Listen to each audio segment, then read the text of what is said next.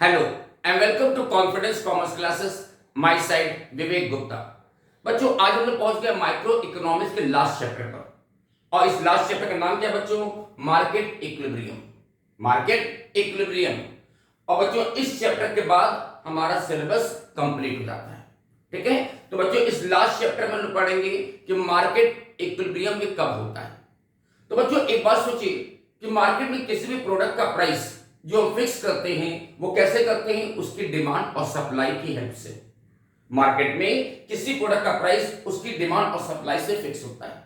और ये कैसे होता है कि मार्केट में किसी प्रोडक्ट की डिमांड और उसकी सप्लाई जिस लेवल पर इक्वल हो जाती है उसी लेवल पर उस प्रोडक्ट का प्राइस फिक्स कर दिया जाता है।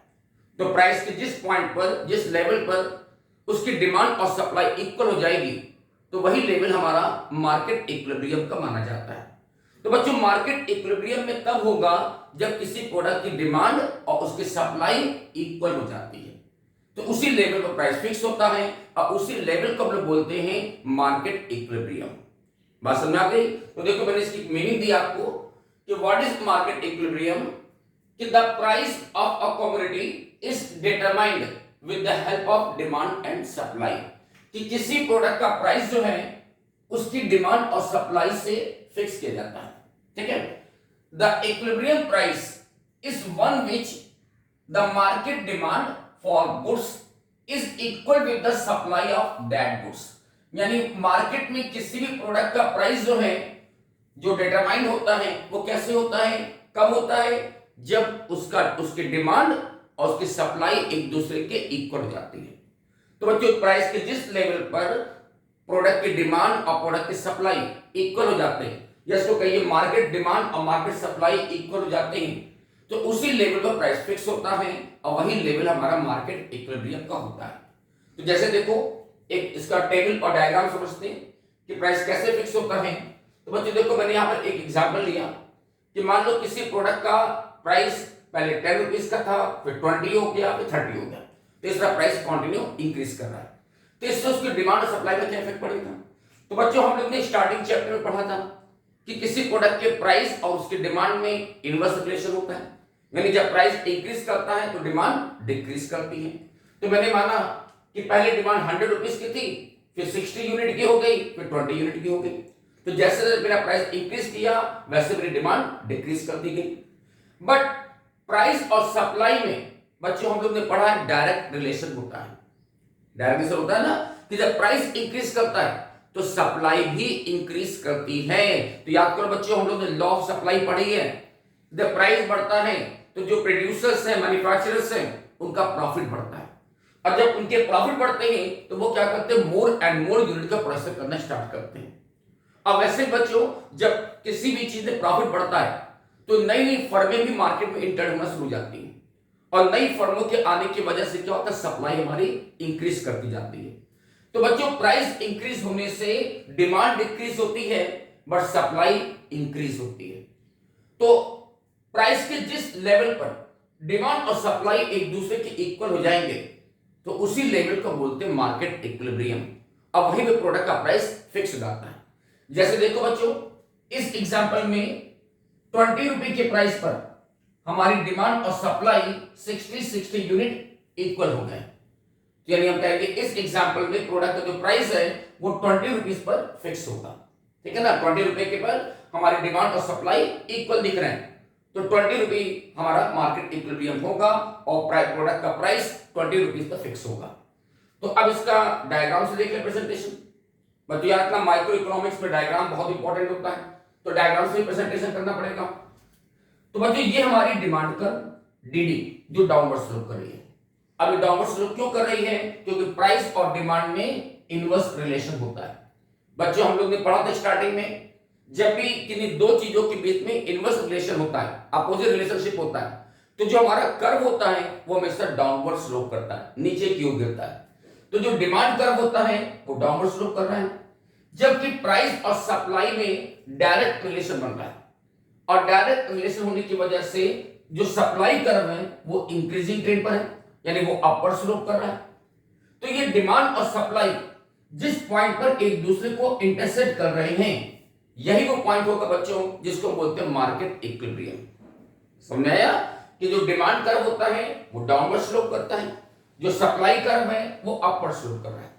तो जिस पॉइंट पर ये दोनों कर्व एक दूसरे को इंटरसेक्ट करेंगे, एक दूसरे को क्रॉस करते हैं, वही पॉइंट हमारा मार्केट इक्विलिब्रियम का होता है और इसी पॉइंट पर मार्केट में प्राइस फिक्स हो जाता है।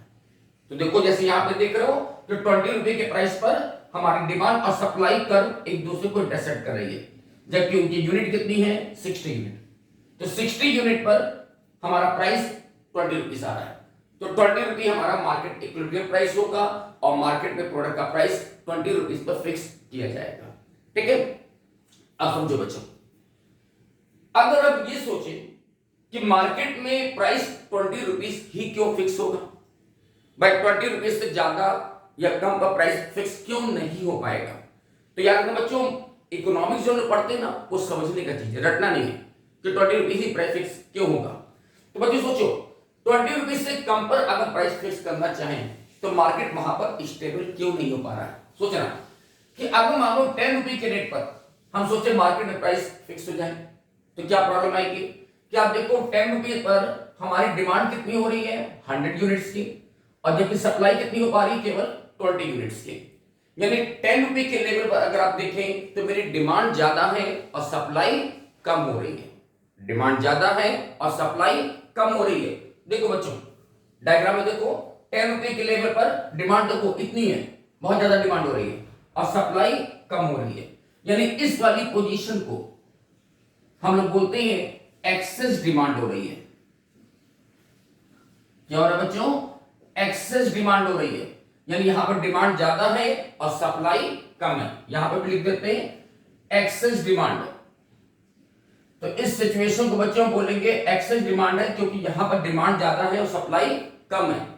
अब सोचना बच्चों कि अगर मार्केट में किसी प्रोडक्ट की डिमांड ज्यादा हो रही है और सप्लाई कम हो पा रही है, यानी उसको खरीदार उसके ज्यादा है, खरीदने वाले ज्यादा हैं और बेचने वाले बहुत कम है, तो सोचो क्या वहां पर प्राइस फिक्स हो पाएगा क्या।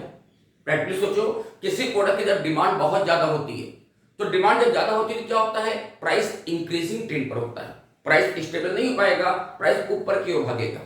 यानी इस पोजीशन में मेरा जो प्राइस है वो इंक्रीजिंग ट्रेंड पर होगा, यानी और आगे बढ़ना चाहेगा। क्यों, क्योंकि मार्केट में डिमांड ज्यादा हो रही है और सप्लाई कम हो पा रही है। अब इसका उल्टा सोचना बच्चों कि अगर हम 30 रुपए के लेवल पर प्राइस को फिक्स करना चाहें तो वहां क्या प्रॉब्लम हो सकती है। तो आप सोचिए बच्चों 30 रुपए के लेवल पर मेरी डिमांड केवल 20 यूनिट की हो रही है और सप्लाई 100 यूनिट की हो गई, यानी वहां पर क्या हो रहा है, मेरी सप्लाई ज्यादा हो रही है और डिमांड कम हो रही है। आप देखिए यहां पर जब प्राइस 30 रुपीज का है तो देखो डिमांड बहुत कम है और सप्लाई बहुत ज्यादा हो रही है। यानी इस पोजीशन पर अगर हम देखें तो इसको बोलते हैं एक्सेस सप्लाई हो रही है। क्या हो रहा है बच्चों, एक्सेस सप्लाई हो रही है, एक्सेस सप्लाई हो रही है, यानी यहां पर सप्लाई ज्यादा है और डिमांड कम हो पा रही है।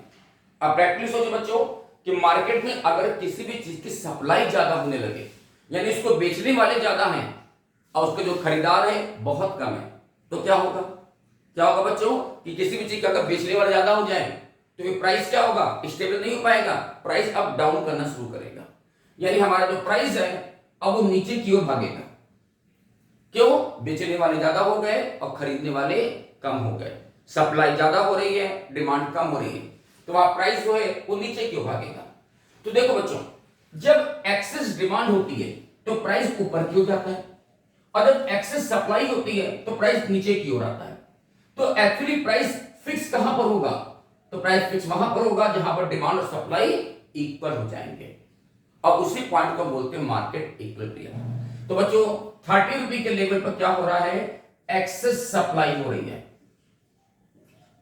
दिस इज एक्सेस सप्लाई, ठीक है ना, ये क्या हो गया, एक्सेस सप्लाई हो रही है। तो प्राइस कहां फिक्स होगा, 20 रुपीज पर, क्योंकि 20 रुपीज पर हमारी डिमांड और सप्लाई इक्वल हो गई, तो इसी को बोलते हैं मार्केट इक्विलिब्रियम। ये हो गया मार्केट इक्विलिब्रियम, जहां प्राइस जहां पर डिमांड और सप्लाई इक्वल दिख रहे हैं। ठीक है बच्चों, तो ये कौन सा समझ में आया मार्केट इक्विलिब्रियम का।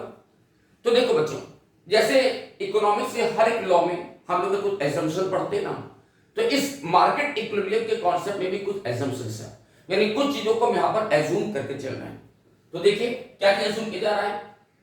फर्स्ट एजम्पशन कहती है कि positive relationship between the price and supply, यानी हम ये बात एज्यूम करके चल रहे हैं कि मार्केट में प्रोडक्ट के प्राइस और उसकी सप्लाई में पॉजिटिव रिलेशन है। पॉजिटिव रिलेशन का मतलब क्या हुआ कि अगर प्राइस इंक्रीज करेगा तो उसकी सप्लाई भी इंक्रीज करेगी, और प्राइस डिक्रीज करेगा तो सप्लाई भी डिक्रीज करती है। तो प्राइस और सप्लाई में पॉजिटिव यानी डायरेक्ट रिलेशनशिप होता है। Number 2, negative relationship between the price and demand, कि यहां पर जो प्राइस और डिमांड है उसमें नेगेटिव रिलेशन है। बच्चों नेगेटिव रिलेशन मतलब क्या हुआ कि अगर प्राइस इंक्रीज करेगा तो डिमांड डिक्रीज करती है। वो मैंने एग्जांपल में लिया भी है कि प्राइस इंक्रीज कर रहा तो डिमांड डिक्रीज करती है।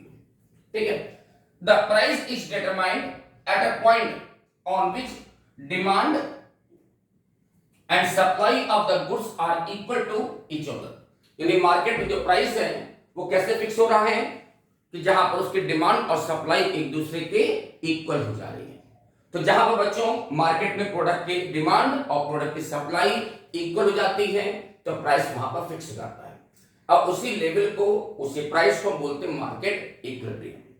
ठीक है बच्चों, तो ये था आज का मेरा कॉन्सेप्ट मार्केट इक्विलिब्रियम का। तो होप सो आपको मेरी बात अच्छी समझ में आ गई। तो बच्चों आज की वीडियो हम यहां पर स्टॉप कर रहे हैं आपसे। So good day, thank you and bye bye.